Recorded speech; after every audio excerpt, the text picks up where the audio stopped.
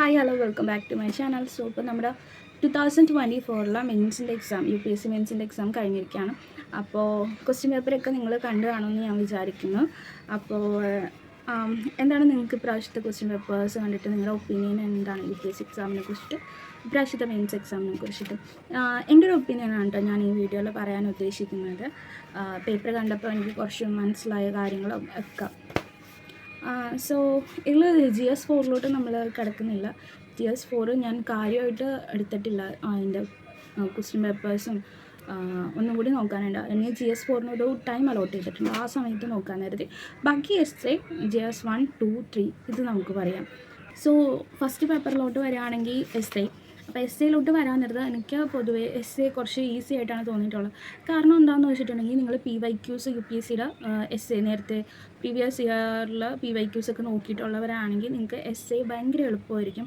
കാരണം എന്താണെന്ന് വെച്ചിട്ടുണ്ടെങ്കിൽ നേരത്തെ ചോദിച്ച ഒരു ചോദ്യങ്ങളുടെ ഒരു കണ്ടൻറ്റ് തന്നെയാണ് ഇത് മാറിയിട്ടുള്ളത്. അതായത് എസ്സേയുടെ ആ ഒരു ക്വസ്റ്റ്യൻ മാറുവാണെങ്കിലും ആ ക്വസ്റ്റ്യൻ്റെ ഡിമാൻഡ് എപ്പോഴും സെയിം തന്നെയായിരിക്കും. അങ്ങനെ കുറേ ക്വസ്റ്റ്യൻസ് എനിക്ക് കിട്ടിയിട്ടുണ്ട്. The cost of being wrong is less than the cost of doing nothing. I think കഴിഞ്ഞ വർഷമാണെന്ന് തോന്നുന്നു ഇങ്ങനെ ഒരു സെയിം ക്വസ്റ്റ്യൻ ഉണ്ടായത്. അതായത് the ship in the harbour is safe but that is not ship main for എന്ന് പറഞ്ഞിട്ടുള്ളൊരു question ഉണ്ട്. സിമിലർ ഇത് തന്നെയാണ് ഇവിടെയും ചോദിച്ചിരിക്കുന്നത്. സോ പിന്നെ ചോദിച്ചിരിക്കുന്നത് എന്താണെന്ന് വെച്ചാൽ പിന്നെ സോഷ്യൽ മീഡിയൻ്റെ ഒരു ചോദിച്ചിട്ടുണ്ട്, റിപ്പീറ്റഡ് ആണ്. ആൻഡ് പിന്നെന്താ ചോദിച്ചിരിക്കുന്നത്, doubter is A true man of science. So ഈ സയൻസിനെ കുറിച്ച് നേരത്തെയും ചോദിച്ചിട്ടുണ്ട്. എൻ്റെ ഓർമ്മ ശരിയാണെങ്കിൽ എന്താ പറയുക, world is conquered by a world is conquered not a romantic man, scientific മാനാണ് കോൺക്വർ ചെയ്തതെന്ന് പറഞ്ഞിട്ട് ഒരിതുണ്ടായിരുന്നു UPSC തന്നെ എസ്സേയിൽ ഉണ്ടായിരുന്നതാണ്. സോ എനിക്ക് അതിൻ്റെ സെയിം ഇതുപോലെ തന്നെയാണ് തോന്നിയിട്ടുള്ളത്.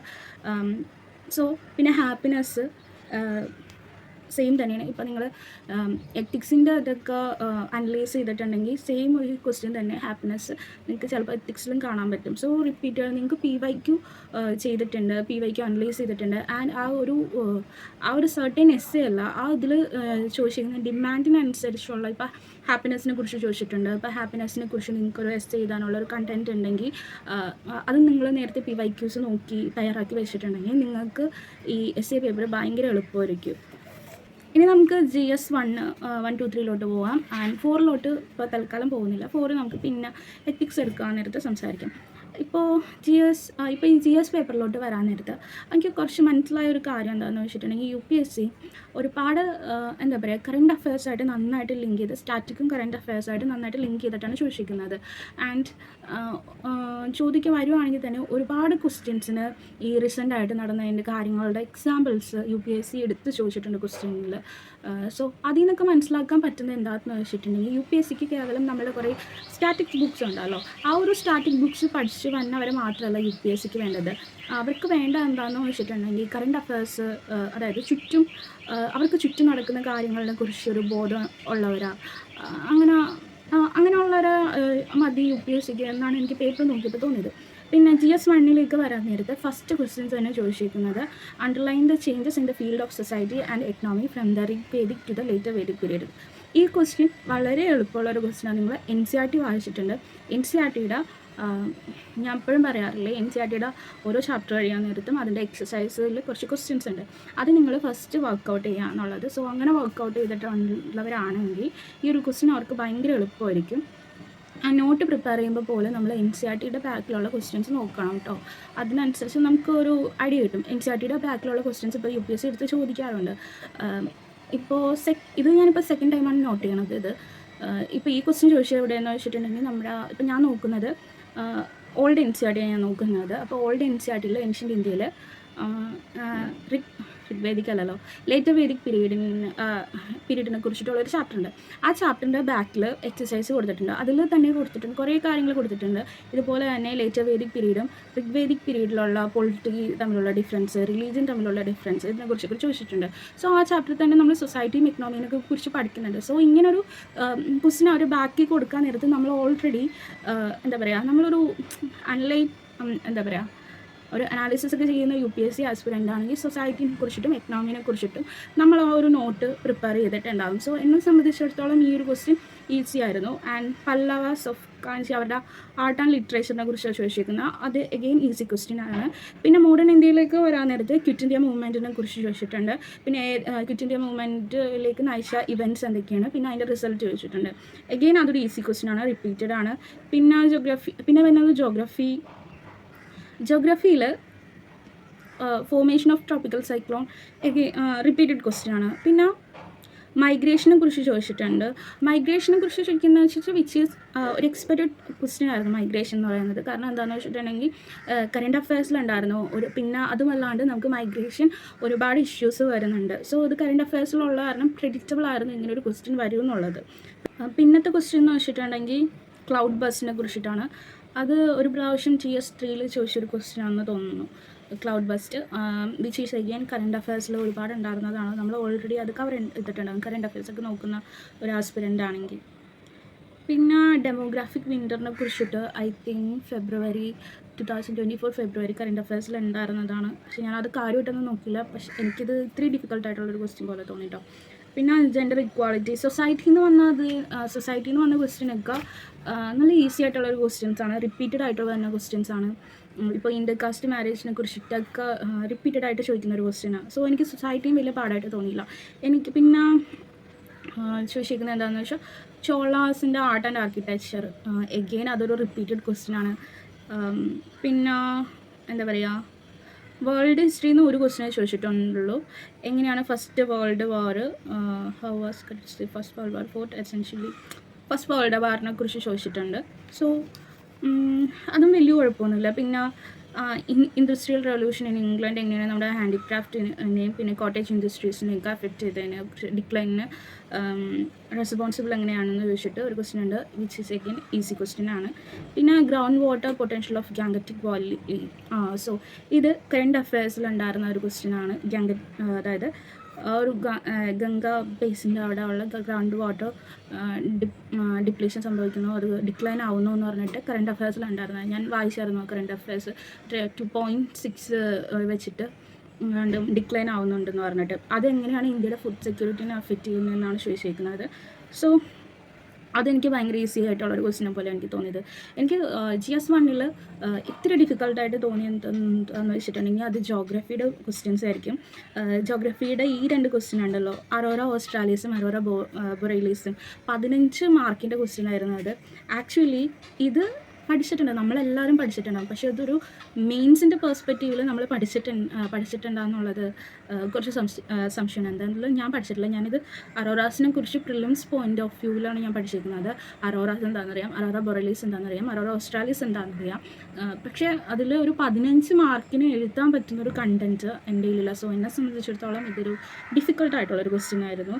ആൻഡ് എഗെയിൻ ഇതൊരു കറണ്ട് അഫയേഴ്സിൽ നിന്നായിരുന്നു വന്നത്. അതായത് എത്രയാ ഏപ്രിൽ ഓർ മെയ് ആ ഒരു ടൈമിൽ കണ്ടും ലഡാക്കിൽ അറോറാസ് കണ്ടതിനെ കുറിച്ചിട്ടൊരു ന്യൂസ് ഉണ്ടായിരുന്നു. സോ ഐ തിങ്ക് അതിനെ ബേസ് ചെയ്തിട്ടായിരിക്കും ഇങ്ങനെ ഒരു ഇത് ചോദിച്ചിരുന്നു. ഞാൻ ഇത് 15 മാർക്കിന് ഞാൻ ഒട്ടും എക്സ്പെക്റ്റ് ചെയ്തൊന്നുമില്ല. പിന്നെ ട്വിസ്റ്റർ എന്താണെന്ന് ചോദിച്ചിട്ടുണ്ട്. അതും എനിക്ക് ഇത്തിരി ഡിഫിക്കൽട്ടായിട്ടുള്ളൊരു ക്വസ്റ്റ്യൻ പോലെ തോന്നി.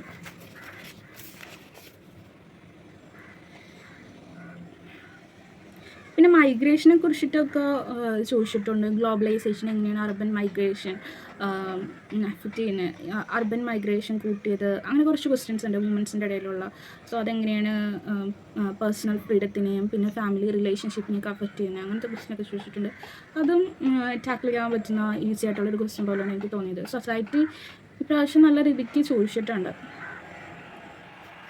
സോ GS1 നോക്കുവാണെങ്കിൽ സൊസൈറ്റി കുഴപ്പമില്ല. കറണ്ട് അഫയേഴ്സ് വായിക്കുന്ന ഒരാളാണെങ്കിൽ PYQ അനലൈസ് ചെയ്ത നോട്ട്സ് ഉള്ള ആളാണെങ്കിൽ സൊസൈറ്റി ഈസി ആയിട്ട് ടാക്കിൾ ചെയ്യാൻ പറ്റുന്നതാണ്. പിന്നെ ഹിസ്റ്ററി റിപ്പീറ്റഡ് ആയിട്ട് ചോദിക്കുന്നൊരു റിപ്പീറ്റഡ് ക്വസ്റ്റ്യൻസ് ആണ് മിക്കതും വന്നിരിക്കുന്നത്. നിങ്ങൾ അഗെയിൻ PYQ നോക്കിയിട്ടുണ്ടെങ്കിൽ നിങ്ങൾക്ക് ക്ലിയർ ചെയ്യാൻ പറ്റും. പിന്നെ ജോഗ്രഫിയാണ് എനിക്ക് കുറച്ച് ഡിഫിക്കൽട്ടി ആയിട്ട് തോന്നിയത്. അത് ആ 2 ക്വസ്റ്റ്യൻസ് കുറച്ച് ഡിഫിക്കൽട്ടായിട്ട് എനിക്ക് തോന്നി. പിന്നെ GS2 വരാൻ നേരത്ത്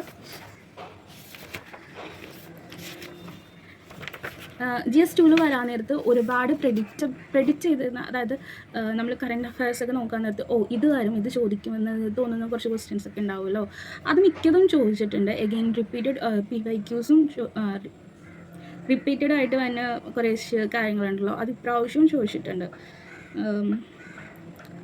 അതിൽ ഒന്നാമത്തേത് 1 നേഷൻ 1 ഇലക്ഷൻ, അത് ഒരു പ്രഡിക്ഷൻ ലിസ്റ്റിലുണ്ടായിരുന്ന സംഭവമായിരുന്നു ഇപ്രാവശ്യം ചോദിക്കുന്നുള്ളത്, അത് ചോദിച്ചിട്ടുണ്ട്. പിന്നെന്താണെന്ന് വെച്ചിട്ടുണ്ടെങ്കിൽ CAG കുറിച്ച് ചോദിച്ചിട്ടുണ്ട്. CAG റിപ്പീറ്റഡ് ആയിട്ടുള്ളൊരു ക്വസ്റ്റ്യനാണ്. പിന്നെ role of local bodies repeated ആണ്. പിന്നെ GS2 ഇൻ്റർനാഷണൽ റിലേഷനിലോട്ട് വരാൻ നേരത്ത് മിക്കതും കറണ്ട് അഫയേഴ്സ് ബേസ്ഡ് ക്വസ്റ്റ്യൻ ആയിരുന്നു വന്നിട്ടുള്ളത്. ഇപ്പോൾ എക്സ്പെക്റ്റ് ചെയ്ത് നമ്മൾ കുറച്ച് ക്വസ്റ്റ്യൻസ് കാണുമല്ലോ, ഇപ്പോൾ കുറച്ച് കറണ്ട് അഫയേഴ്സിൻ്റെ ന്യൂസസ് കാണാൻ നേരത്ത് നമ്മൾ ഓർക്കുമല്ലോ ഇത് UPSC ചോദിക്കുമെന്ന്.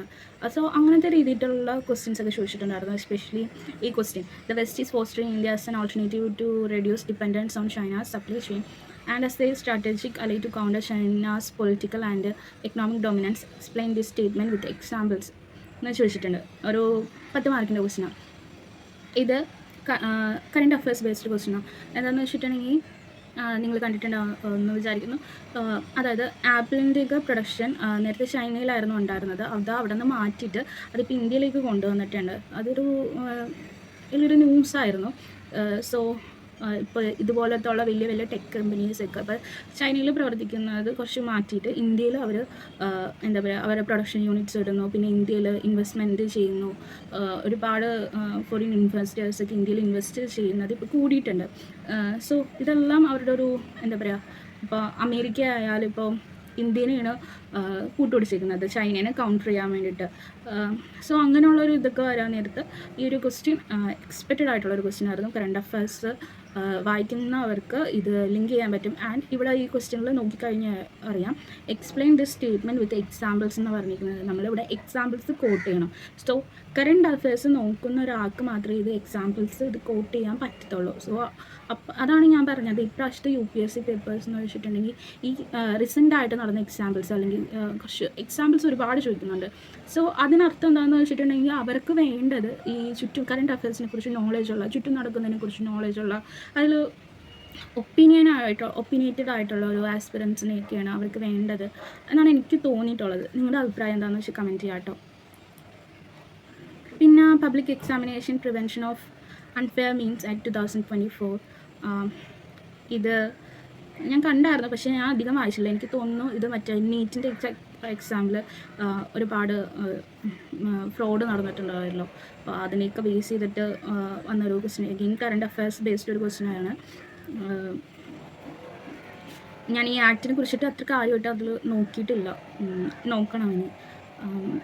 ഇപ്പോൾ നീറ്റിൽ മാത്രമല്ല, ഇപ്പോൾ ഇന്ത്യൻ എക്സ്പ്രസ് ആണെന്ന് തോന്നുന്നു ഒരു കണക്ക് കിട്ടുക, മോർ ദാൻ 50% ഓളം എക്സാംസിലെങ്ങാണ്ട് ഫ്രോഡ്സ് കമ്മിറ്റ് ചെയ്യുന്നുണ്ട് അങ്ങനെയുള്ളൊരു റിപ്പോർട്ട് ഞാൻ കണ്ടായിരുന്നു. ഞാൻ ജസ്റ്റ് ഒന്ന് വായിച്ചു പോയായിരുന്നു അത്. പിന്നെ റൈറ്റ് ടു പ്രൈവസിനെ കുറിച്ച് ചോദിച്ചിട്ടുണ്ട്. അത് എഗെയിൻ റിപ്പീറ്റഡ് ആണ്. റൈറ്റ് ടു പ്രൈവസിനെ കുറിച്ചും ആർട്ടിക്കിൾ 21 കുറിച്ചിട്ടും ഒക്കെ എപ്പോഴും UPSC ക്വസ്റ്റ്യൻ ചോദിക്കാറുണ്ട് GS2. പിന്നെ ഇത് ഇപ്പോൾ ലിങ്ക് ചെയ്തേക്കുന്നത് DNA testing of child in the womb അതിനെക്കുറിച്ചിട്ടാണ്. സോ പിന്നെ സെൻറ്റർ സ്റ്റേറ്റ് റിലേഷനെ കുറിച്ച് ചോദിച്ചിട്ടുണ്ട്. ഇത് എക്സ്പെക്റ്റഡ് ആയിട്ടുള്ളൊരു ക്വസ്റ്റ്യൻ ആയിരുന്നു. കാരണം എന്താണെന്ന് വെച്ചാൽ ഇപ്പോൾ കഴിഞ്ഞ ഒരു കുറച്ച് മുമ്പ്, അതായത് നമ്മുടെ വയനാട് ലാൻഡ് സ്ലൈഡ്സ് ഒക്കെ നടക്കുന്നതിന് മുമ്പ് നമ്മൾ സെൻറ്ററും സ്റ്റേറ്റും തമ്മിൽ നല്ല രീതിക്ക് ഇഷ്യൂ ഉണ്ടായിരുന്നു. ഇപ്പോൾ തമിഴ്നാട് ഗവൺമെൻറ്റിന് ആണെങ്കിലും സെൻറ്ററായിട്ട് നല്ല ഇഷ്യൂസ് ഉണ്ട്. സോ ഇതിനെക്കുറിച്ചൊക്കെ ഒരുപാട് ന്യൂസസ് ഒക്കെ ഉണ്ടായിരുന്നു. സോ എഗെയിൻ ഇതൊരു കറണ്ട് അഫയേഴ്സ് ലിങ്ക് ചെയ്ത ന്യൂസ് പോലെയാണ് എനിക്ക് തോന്നിയത്. നമ്മളവിടെ പോയി ഇപ്പോൾ നമ്മുടെ കേരളത്തിൽ നിന്നുള്ളവർ മിനിസ്റ്റേഴ്സൊക്കെ പോയിട്ട് അവിടെ സമരമൊക്കെ ചെയ്തിട്ടുണ്ടായിരുന്നില്ലേ. അപ്പോൾ ഇത് എക്സ്പെക്റ്റഡ് ക്വസ്റ്റ്യൻ ആയിരുന്നു.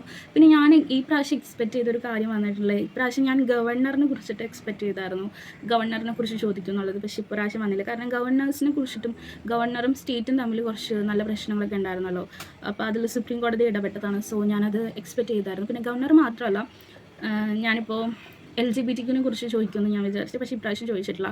പിന്നെ വുമൻസിനെ കുറിച്ച് ചോദിക്കുമെന്ന് കുറച്ചും കൂടി വിചാരിച്ചായിരുന്നു, കാരണം ഇപ്പോൾ നടക്കുന്ന സംഭവങ്ങളൊക്കെ കാരണം.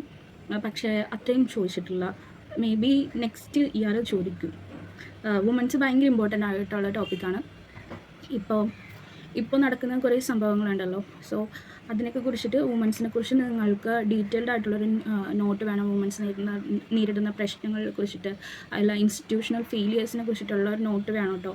അത് ഭയങ്കര ഇമ്പോർട്ടൻ്റ് ആയിട്ടുള്ളൊരു കാര്യം. ഇപ്രാവശ്യം ചോദിച്ചില്ലെങ്കിൽ നെക്സ്റ്റ് ഇയർ ചിലപ്പോൾ എന്തായാലും ചോദിക്കും. സോ പിന്നെ പബ്ലിക് ഇൻട്രസ്റ്റ് ലിറ്റിഗേഷനെ കുറിച്ച് ചോദിച്ചിട്ടുണ്ട്. അത് റിപ്പീറ്റഡ് ആയിട്ടുള്ള ഒരു ക്വസ്റ്റ്യൻ. പിന്നെ സെക്യുലർ സ്റ്റേറ്റും പിന്നെ US സെക്യുലർ പ്രിൻസിപ്പൽ, US കോൺസ്റ്റിറ്റ്യൂഷൻ്റെ സെക്യുലർ പ്രിൻസിപ്പലിനെ കുറിച്ചും ചോദിച്ചിട്ടുണ്ട്. പിന്നെ ഈ ഗവർണൻസ് അഗെയിൻ റിപ്പീറ്റഡ് ക്വസ്റ്റ്യൻ ആണ്.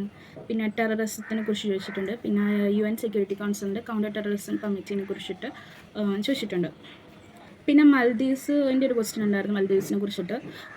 മൽദീവ്സിൽ ആ ഒരു പ്രശ്നങ്ങളൊക്കെ ഉണ്ടല്ലോ, അതൊക്കെ എങ്ങനെയാണ് ഗ്ലോബൽ ട്രേഡിനെയും എനർജി ഫ്ലോനെയൊക്കെ ബാധിക്കുന്നത്, പിന്നെ മാരിടൈം സെക്യൂരിറ്റിനെ എങ്ങനെ ബാധിക്കും എന്നുള്ളൊരു ക്വസ്റ്റ്യനൊക്കെ ഉണ്ടായിരുന്നു. സോ ഇത് എക്സ്പെക്റ്റഡ് ആയിരുന്നു, കാരണം മൽദീവ്സ് നമുക്ക് കറണ്ട് അഫയേഴ്സിൽ ഉണ്ടായിരുന്നൊരു ടോപ്പിക്കാണ്. മൽദീവ്സിൽ പറഞ്ഞ ഇഷ്യൂസൊക്കെ നിങ്ങൾക്കറിയാമല്ലോ. സോ ഇതുപോലെ തന്നെ അവർ നേരത്തെ കഴിഞ്ഞ വർഷം അവർ ശ്രീലങ്കയെ കുറിച്ച് ചോദിച്ചായിരുന്നു. ഇപ്രാവശ്യം അവർ മൽദീവ്സിനെ കുറിച്ച് ചോദിച്ചായിരുന്നു. സോ എൻ്റെ ഒരു കണക്ക് കൂട്ടൽ വെച്ച് ജസ്റ്റ് ഒരു ഇത് വെച്ചിട്ട് പറയുകയാണെങ്കിൽ നെക്സ്റ്റ് ഇയർ അവർ ബംഗ്ലാദേശിനെ കുറിച്ച് ചോദിക്കും. വേറെ കാര്യങ്ങളൊന്നും വന്നില്ലെങ്കിൽ ബംഗ്ലാദേശിനെ കുറിച്ച് ഉറപ്പായിട്ടും ചോദിക്കും എന്ന് എനിക്ക് തോന്നുന്നു. അല്ലെങ്കിൽ ബംഗ്ലാദേശിനെ കുറിച്ച് എല്ലാവരും നന്നായിട്ട് പഠിച്ചു വെച്ചോട്ടോ. ഇപ്പം നടക്കുന്ന പ്രശ്നങ്ങളും ബംഗ്ലാദേശും ഇന്ത്യ ആയിട്ടുള്ള എന്തൊക്കെ പ്രശ്നങ്ങൾ വരും, എസ്പെഷ്യലി അവിടെ ചൈനയുടെ ഇപ്പോൾ ഇൻഫ്ലുവൻസ്, ഇപ്പോൾ പാകിസ്ഥാൻ അവിടെ ഇൻവെസ്റ്റ് ചെയ്യുന്നുണ്ട്. സോ എല്ലാ കാര്യങ്ങളും വെച്ച് നോക്കുമ്പോഴും ഇന്ത്യക്ക് നല്ല പ്രശ്നമാകുന്നുണ്ട്. പിന്നെ ഇൻസ്റ്റയിൽ ഞാൻ റീൽസ് കണ്ടതായിരുന്നു, അതൊരു ഇന്ത്യൻസിനെ ബോയ്ക്കോട്ട് ചെയ്യുന്ന, എത്ര മാത്രം സത്യമൊന്നും എനിക്കറിയില്ല ഇൻസ്റ്റ റീല് വന്നത് കാരണം. സോ എക്സ്പെക്റ്റ് ചെയ്തോളൂ, ബംഗ്ലാദേശിനെ കുറിച്ചിട്ട് ഉറപ്പായിട്ടും UPSC ചോദിക്കും, കാരണം ഭയങ്കര ഇമ്പോർട്ടൻ്റ് ആണ്. പിന്നെ അല്ലെങ്കിൽ ഇന്ത്യയുടെ നെയ്ബർഹുഡ് റിലേഷനെ കുറിച്ച് ചോദിക്കാം. കാരണം ഇന്ത്യയിൽ നോക്കുകയാണെങ്കിൽ ഇന്ത്യക്ക് ചുറ്റും ഇന്ത്യയുടെ നെയ്ബേഴ്സായിട്ട് ഇന്ത്യക്ക് നല്ല പ്രശ്നമുണ്ട്. ഇപ്പോൾ മ്യാൻമർ ആയിട്ടാണെങ്കിലും, ഇപ്പോൾ ബംഗ്ലാദേശ്, ശ്രീലങ്ക ആയിട്ട് നമുക്ക് ഫിഷർമാൻ്റെ ഇഷ്യൂസ് ഉണ്ട്, മൽദീവ്സായിട്ട് പ്രശ്നങ്ങളുണ്ട്, ഇപ്പോൾ ചൈന, പാകിസ്ഥാൻ പിന്നെ പറയേണ്ട ആവശ്യമില്ലല്ലോ. സോ അങ്ങനെ ഒരു ക്വസ്റ്റ്യനും അത്തരത്തിലൊരു ക്വസ്റ്റ്യനും നിങ്ങൾ ഓർത്ത് നോക്കി വെച്ചോട്ടോ, ചോദിക്കാൻ നല്ല സാധ്യതയുണ്ട്. ബംഗ്ലാദേശ് ഒരിക്കലും നിങ്ങൾ മിസ് ചെയ്യരുത്, നല്ല സാധ്യതയുണ്ട് ചോദിക്കാൻ വേണ്ടിയിട്ട്, എസ്പെഷ്യലി പാകിസ്ഥാൻ അവിടെ ഇൻവെസ്റ്റ് ചെയ്ത കൊണ്ടിട്ട്.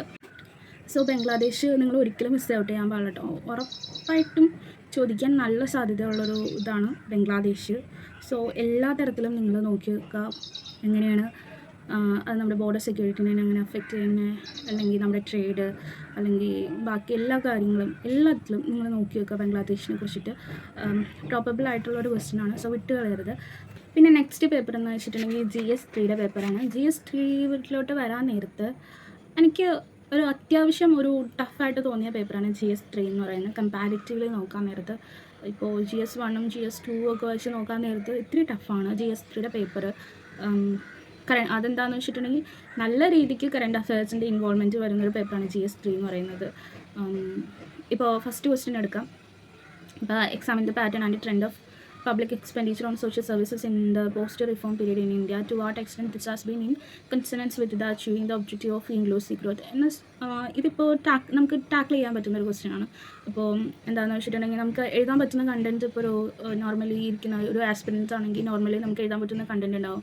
എസ്പെഷ്യലി ഇതിൽ നമുക്ക് ഹെൽത്ത് സെക്ടറിലാണെങ്കിൽ ആയുഷ്മാൻ ഭാരത് എഴുതാം, ഇപ്പോൾ എംപ്ലോയ്മെൻറ്റിൻ്റെ കാര്യത്തിനാണെങ്കിൽ മഹാത്മാഗാന്ധി നാഷണൽ റൂറൽ ആ പ്രോഗ്രാം എഴുതാം. പിന്നെ വുമൻസിൻ്റെ ഇതിനാണെങ്കിൽ ഉജ്ജ്വല യോജന, മുദ്ര, ആ ഒരു ഇതൊക്കെ എഴുതാൻ പറ്റുന്ന ഒരു ഇതാണ്. സോ എനിക്കിത് കുറച്ച് നമുക്ക് ഈസി ആയിട്ടുള്ളൊരു ക്വസ്റ്റ്യൻ പോലെ തോന്നി. പിന്നെ എന്താണെന്ന് വെച്ചിട്ടുണ്ടെങ്കിൽ ഈ GS3 പേപ്പർ പേപ്പറിലോട്ട് വരാൻ നേരത്ത് ടഫായിട്ടുള്ളൊരു ക്വസ്റ്റ്യനുണ്ട്, പക്ഷേ ജയിക്കാൻ ആവശ്യമായിട്ടുള്ള കുറച്ച് ക്വസ്റ്റ്യൻസും അവർ ചോദിച്ചിട്ടുണ്ട്. എസ്പെഷ്യലി ഇത് നോക്കുകയാണെങ്കിൽ ലാൻഡ് റിഫോംസിൻ്റെ what are the factors responsible for the successful implementation of land reform in some part of the country. ഇത് റിപ്പീറ്റഡ് ആയിട്ട് ലാൻഡ് റിഫോംസിനെ കുറിച്ചിട്ട് എപ്പോഴും UPSC റിപ്പീറ്റഡ് ആയിട്ട് ചോദിക്കുന്ന ഒരു ക്വസ്റ്റ്യനാണ്. പിന്നെ റോൾ ഓഫ് മില്ലറ്റ് ചോദിച്ചിട്ടുണ്ട്. എഗെയിൻ എക്സ്പെക്റ്റഡ് ആണ് മില്ലറ്റിൻ്റെ റോളിനെ കുറിച്ചിട്ട്. ഇപ്പോൾ പിന്നെ നമുക്ക് ചോദിച്ചിരിക്കുന്നത് എന്താണെന്ന് വെച്ചിട്ടുണ്ടെങ്കിൽ ഈ സയൻസ് ആൻഡ് ടെക്നോളജിയിൽ നിന്ന് നല്ല ടഫായിട്ടുള്ള, എനിക്ക് തോന്നിയത് എന്താണെന്ന് വെച്ചാൽ നല്ല ടഫായിട്ടുള്ളൊരു ക്വസ്റ്റ്യനാണ് ചോദിച്ചിരിക്കുന്നത് സയൻസ് ആൻഡ് ടെക്നോളജിയിൽ നിന്നൊക്കെ. എന്താണെന്ന് വെച്ചിട്ടുണ്ടെങ്കിൽ ഈ ക്വസ്റ്റ്യൻ കണ്ടില്ലേ, what is the technology being employed for electronic toll collection on highway, what are its advantages and limitation, what are the proposed changes that will make this process seamless, would this transition carry any potential assets. എനിക്കിത് കുറച്ച് ടഫായിട്ടുള്ളൊരു question ആയിട്ടാണ് തോന്നിയത്. പിന്നെ ഞാൻ ഈ പ്രാവശ്യം സയൻസിൽ നിന്ന് കുറച്ച് ക്വസ്റ്റ്യൻസ് എക്സ്പെക്റ്റ് ചെയ്തിട്ടുണ്ടായിരുന്നു, എസ്പെഷ്യലി നമ്മൾ ചന്ദ്രയാനൊക്കെ സക്സസ്ഫുള്ളി ലോഞ്ച് ചെയ്തത് കൊണ്ടിട്ട് ഞാൻ അങ്ങനത്തെ രീതിയിലുള്ള ക്വസ്റ്റ്യൻസ് എക്സ്പെക്റ്റ് ചെയ്തിരുന്നു, പക്ഷെ അതൊന്നും വന്നില്ല. സോ പിന്നെ ചോദിച്ചിരിക്കുന്നത് ഇങ്ങനത്തെ രീതിയിലുള്ള ക്വസ്റ്റ്യൻ ആയിരുന്നു. സോ എനിക്ക് ഇത്തിരി ടഫായിട്ടാണ് തോന്നുന്നത് സയൻസ് ആൻഡ് ടെക്നോളജി. പിന്നെ industrial pollution of river is a significant environmental issue in India, discuss various mitigation measures to deal with this problem and also the government initiative in this regard. So ഇത് easy ആയിട്ടുള്ളൊരു question ആണ്, നമുക്ക് എഴുതാൻ പറ്റുന്നതേ ഉള്ളൂ. പിന്നെ ചോദിച്ചിരിക്കുന്നത് ഈ question ഉണ്ടല്ലോ, what the role of environmental NGO and activities play in influencing environmental impact assessment outcome for major projects in India. Cites for example with all important details. ഞാൻ നേരത്തെ പറഞ്ഞില്ലേ, നേരത്തെ ഞാൻ GS2 പറഞ്ഞപ്പോൾ പറഞ്ഞില്ലേ, ഇവർ ഇപ്രാവശ്യം എക്സാമ്പിൾസ് നല്ല രീതിക്ക് ചോദിക്കുന്നുണ്ട്. സോ ഇങ്ങനെ ചോദിക്കുമ്പോൾ നമുക്ക് ഇപ്പോൾ കറൻറ്റായിട്ട് നടന്ന കുറച്ച് എക്സാമ്പിൾസും കാര്യങ്ങളും അറിയണം. സോ അതിന് നമ്മൾ കറണ്ട് അഫയേഴ്സിൽ നമ്മൾ വായിക്കുന്ന ഒരാളാണെങ്കിൽ, ഡെയിലി വായിക്കുന്ന ഒരാളാണെങ്കിൽ ഈ ഒരു ക്വസ്റ്റ്യന് ആൻസറൊക്കെ എഴുതാൻ പറ്റും. പിന്നെ നർക്കോ ടെററിസത്തിനെ കുറിച്ച് ചോദിച്ചിട്ടുണ്ട്. ഇപ്രാവശ്യം ഞാൻ നക്സലിസ്റ്റ് എക്സ്പെക്റ്റ് ചെയ്തായിരുന്നു, കാരണം മഹാരാഷ്ട്ര ഗവൺമെൻറ്റിലൊരു ബില്ല് പാസ്സാക്കിയല്ലോ. സോ അത് കാരണം ഞാൻ നക്സലിസത്തിനെ കുറിച്ച് ക്വസ്റ്റ്യൻ ഉണ്ടാവുമെന്ന് എക്സ്പെക്റ്റ് ചെയ്തായിരുന്നു, പക്ഷേ ഇപ്രാവശ്യം ചോദിച്ചില്ല. മേ ബി നെക്സ്റ്റ് ഇയർ ചോദിക്കാം കേട്ടോ. പിന്നെ ഈ question digital personal data protection act എളുപ്പമാണ്, കറണ്ട് അഫയേഴ്സിലൊക്കെ ഉണ്ടായിരുന്നതാണ്, നമ്മുടെ മന്ത്ലി മാഗസിനിലെല്ലാം കാണും ഇത്. സോ ഈസി ആയിട്ട് എഴുതാൻ പറ്റുന്നുള്ളൂ. പിന്നെ ലേബർ കോഡ്സ് ചോദിച്ചിട്ടുണ്ട്, അത് എളുപ്പമായിരുന്നു, പക്ഷേ discuss the merit and demerits of the 4 labour code in the context of labour market reforms in India, what are the progress so far this regard. നമുക്ക് ലേബർ കോഡ്സ് അറിയാം, പക്ഷേ എനിക്കിത് ഇത്തിരി ടഫായിട്ടുള്ളൊരു ക്വസ്റ്റ്യൻ പോലെ തോന്നിയത്. പിന്നെ major challenges of Indian irrigation system. So expected ആയിരുന്നു, റിപ്പീറ്റഡ് PYQs ഇന്ത്യൻ ഇറിഗേഷൻ സിസ്റ്റത്തിനെ കുറിച്ചിട്ട് എപ്പോഴും ചോദിക്കുന്നതാണ്. പിന്നെ ഇപ്രാവശ്യം ബഫർ സ്റ്റോക്കിനെ കുറിച്ചിട്ട് ചോദിച്ചിട്ടുണ്ടായിരുന്നു, അത് നമുക്ക് എഴുതാൻ പറ്റും.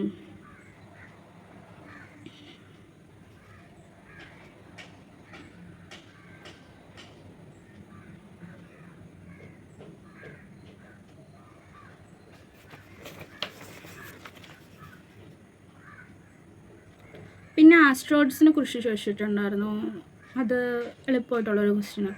ഇപ്പം ആസ്ട്രോയിഡ്സിനെ കുറിച്ചിട്ടും സ്പേസ് ഡെബ്രീസിനെ കുറിച്ചിട്ടും മിക്ക ആസ്പിറൻസിൻ്റെ കയ്യിൽ നോട്ട് കാണും, കാരണം അത് സയൻസിൽ നിന്ന് ചോദിക്കാവുന്ന ഒരു പ്രോബബിളായിട്ടുള്ള, അതായത് ചോദിക്കാൻ ചാൻസ് ഉള്ളൊരു ക്വസ്റ്റ്യൻ ആസ്ട്രോയിഡ്സ്. സോ അതെനിക്ക് എളുപ്പമുള്ള പോലെ തോന്നി. പിന്നെ സെൻഡൈ ഫ്രെയിം വർക്കിനെ കുറിച്ച് ചോദിച്ചിട്ടുണ്ട്, അതും എളുപ്പമുള്ള പോലെ തോന്നി. പിന്നെ flooding in urban areas current affairs ആണ്.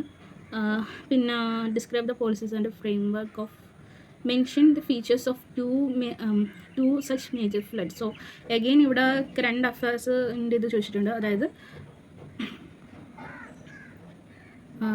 flooding in urban areas is an emerging climate induced disaster. Discuss the causes of this disaster.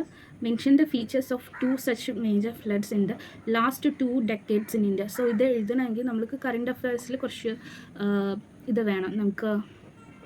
So അതാണ് പറഞ്ഞത്, ഇപ്പം ന്യൂസ് വായിക്കുന്നവരാണെങ്കിൽ നമുക്ക് ഇതിന് ഈസി ആയിട്ട് ഇപ്പം ഇവരെ എക്സാമ്പിൾസ് ചോദിച്ചാലും നമുക്ക് എഴുതാൻ പറ്റും.